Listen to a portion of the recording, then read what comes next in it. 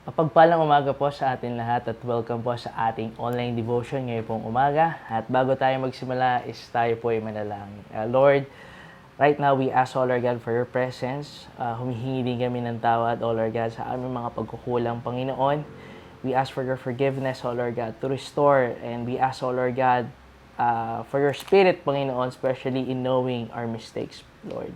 Right now, Lord, we ask, O Lord God, for your Holy Spirit to understand, Panginoon, yung aming scripture or ang aming devotion ngayong umaga. At may we apply this or ma-implement po namin ito sa aming buhay or sa aming pang-araw-araw, Lord God. Lord, kayo po ang siya nawa ang maghari sa aming mga puso't isipan. Sa Panginoon, dapat samot dalangin po namin. Amen at amen. Ang ating scripture for this day po, mga kapatid, ay makikita po sa Galatians chapter 6 verse 1 to 11. Pero babasahin ko lang po ang ating key verse for this morning. Sabi nga po sa verse 1 and verse 2, ito po ang nakasulat, mga kapatid, kung ang sino man ay mahulog sa anumang pagkakasala, kayo mga espiritual ay dapat nang ituwid. Siya na may espiritu ng kahinahunan, mag-ingat kayo na baka kayo naman ay matukso rin. Magtulungan kayo sa pagdadala ng mga pasanin at sa gayon ay matutupad ninyo ang kautusan ni Kristo.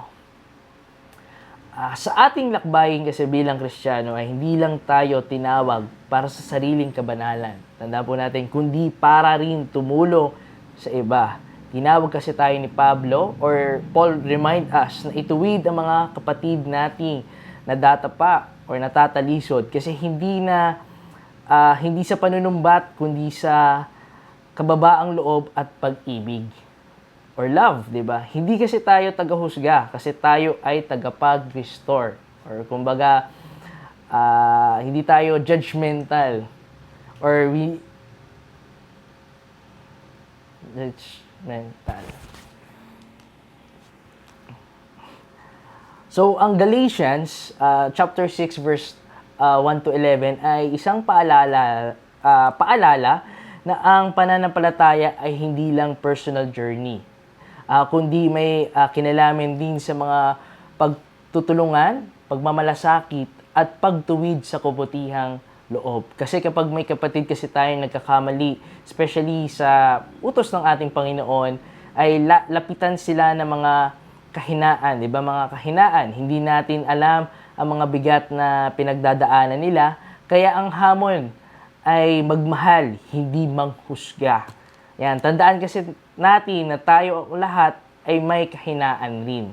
Kasi sa verse 2, sabi po kasi doon is magdalang tulungan kayo sa pasanin ng isa't isa.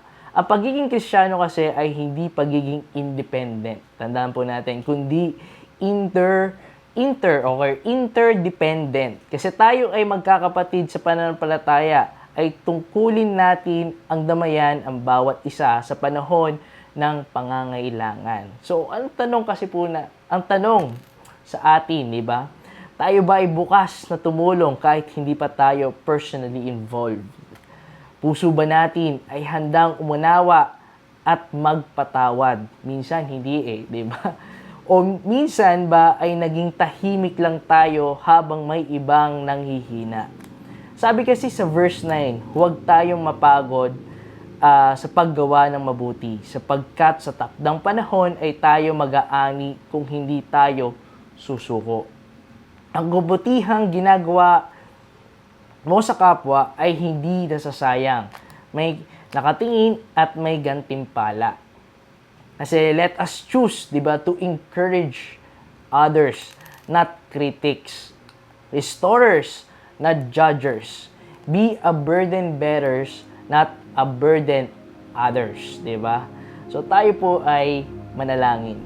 Lord, we thank you, Panginoon. Salamat sa iyong salita na nagpala sa amin na hindi lang kami ay tinawag para lumago, kundi para ring umalalay sa iba. Turuan mo kami na maging mahinahon, Panginoon, magpakumbaba at mahabagin. Bigyan mo kami ng pusong handang magpatawad, Lord, at kamay na handang tumulong. Naway maging daan kami sa iyong pag-ibig at kalinga sa aming mga kapatid naming nangangailangan. Ito po at samot dalangin po namin sa pangalan ni Jesus. Amen at Amen. Magandang umaga po sa atin lahat.